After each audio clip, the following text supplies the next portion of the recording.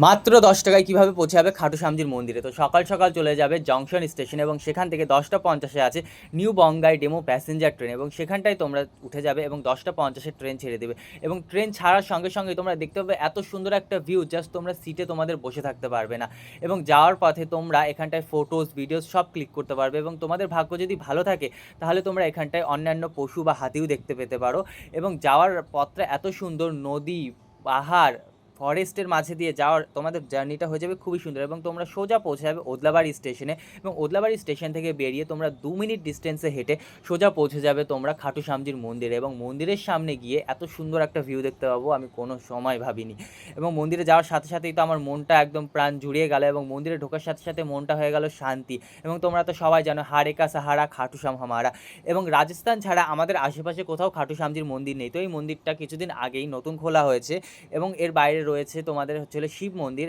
এবং আরও অন্যান্য দেবদেবীও এখানটায় আছে। তো তোমরা এত সুন্দর একটা ভিউ 10 টাকার মধ্যে যদি দেখতে চাও তো একবার হলেও এই জায়গাটা একদম ভিজিট করো। আর এরকম আরও ভিডিও দেখতে হলে আমার পেজটিকে ফলো এবং লাইক কমেন্ট শেয়ার করে দিও। চলো দেখা হচ্ছে নেক্সট ভিডিওতে। টাটা।